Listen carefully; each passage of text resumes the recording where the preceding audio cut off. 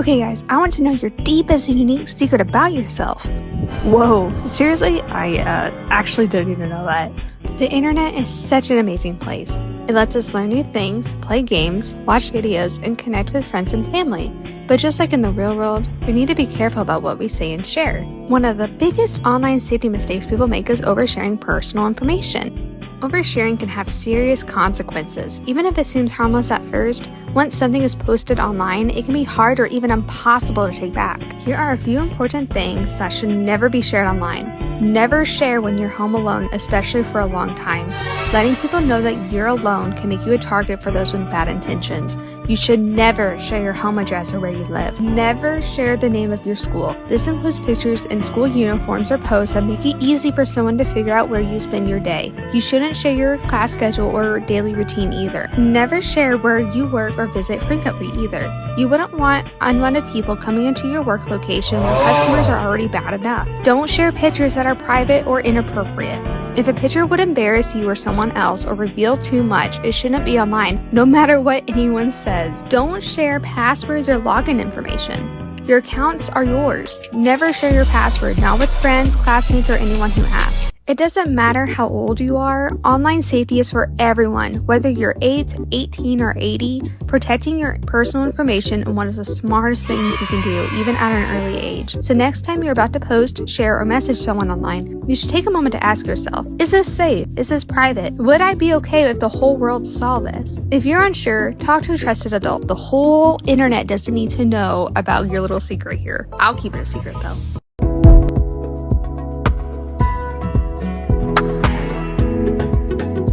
I'm pro cyberbullying. Good, now that I have your attention, let's talk about internet safety. As a chronic artist online, I've had my fair share of troubles in learning how to deal with the negativity. We always see stop cyberbullying, but what does that look like? It can be spreading lies or rumors, sharing private information about someone else on public forums, encouraging someone else to hurt themselves, or posting mean images or comments online. It's more cringe than funny to bully someone online. Unless it's like super funny, then maybe. But if you feel like a victim of cyberbullying, please report the account and talk to a trusted adult while taking some time away from the screen. Remember, most of you are real people, so be kind to one another. You can bully the bot accounts though.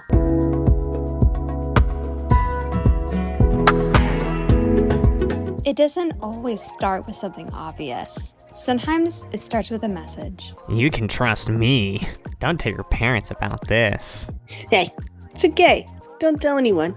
It's our secret. You're really mature for your age. However, safe adults don't ask kids to keep secrets from their parents or guardians. This is called grooming. Grooming is when someone builds trust with a child or young person in order to manipulate, exploit, or abuse them. It often starts in ways that seem harmless, like giving compliments, gifts, extra attention, or asking for secrets. It may seem like kindness, but their goal is control. And it doesn't always have to be sexual. And the person doing it is often not a stranger. It can be someone the child knows, or someone that they met online. If someone ever asks you to keep secrets, makes you uncomfortable, asks you for pictures, or wants to chat privately all the time, please talk to a trusted adult right now. Please remember you are never in trouble for speaking up and that you deserve to feel safe.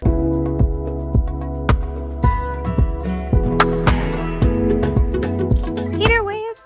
What is it that you have right there? There! You have my last Dr. Pepper.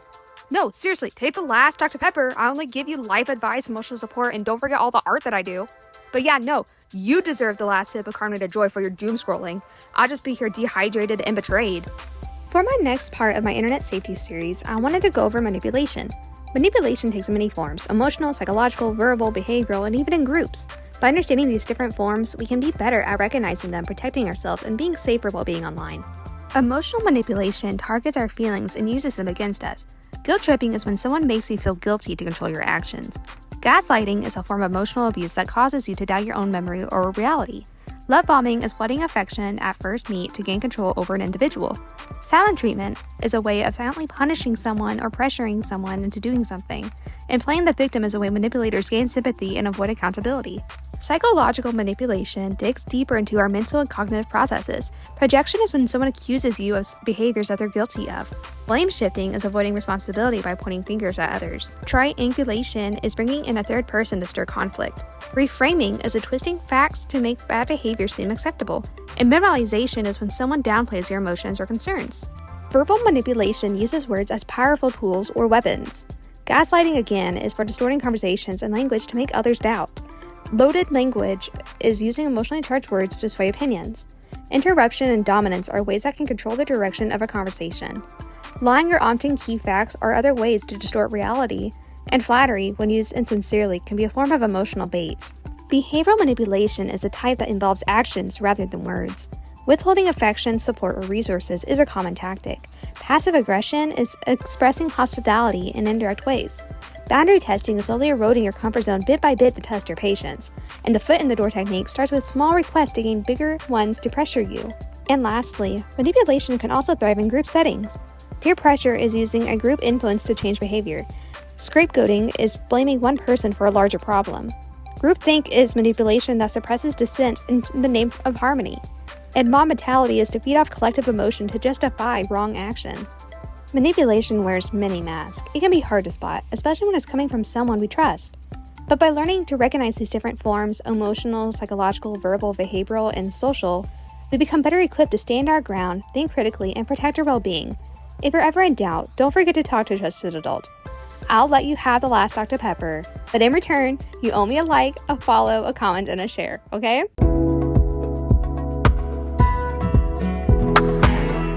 Click here for a free Minecraft download. Oh, okay. What are you doing? Don't press that button. Don't you know what malware, spyware, and ransomware is? You don't. You shouldn't be downloading or pressing buttons unless you're on a secured website. Malware is a type of software that's bad for your computer or phone. It can mess up your device, steal your private information, and even make your device slow.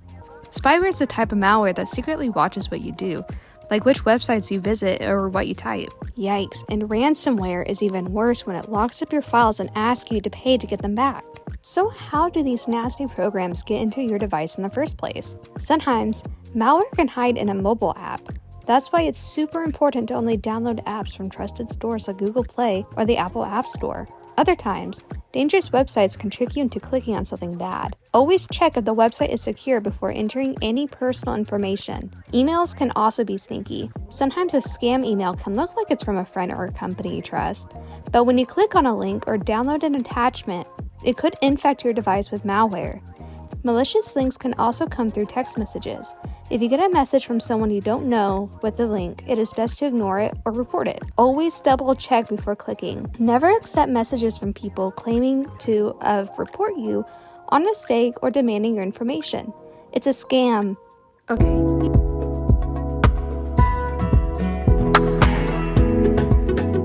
Hater waves. I saw a reel earlier that said, Actually, reels are reliable sources. Opinion revoked! Has this happened to you or a loved one? You may be entitled to emotional compensation. what are reliable sources? That's a deep question, but we can start with the basics. There are 3 types of sources: primary sources, secondary sources, and tertiary sources. Primary sources are records of events or evidence as they first described or actually happened without any interpretation or commentary. Primary sources display original thinking, report on new discoveries, or share fresh information without a bias. These are letters, speeches, original artwork, poems, photographs, diaries, interviews, and some government reports and conference proceedings. Secondary sources offer analysis or restatement of primary sources with a bias. They tend to be works which summarize, interpret, reorganize, or otherwise provide an added value to a primary source. Think of textbooks, articles with research works, biographies, literary criticism, political analysis and commentaries, and reviews of laws and legislation. Tertiary sources are compilations of index, abstract, organize, compile, or digest other sources. Tertiary sources are not usually credited to a particular author. Dictionaries, encyclopedias, guidebooks, manuals, almanacs, and Wikipedia are tertiary. It's so important to understand what we are digesting in the new digital age as we constantly give in information. When in doubt, look into your sources. Are they reliable? Do they want you to have a reaction? What can we learn from it? Always be mindful to learn something new, even if it can be uncomfortable at first.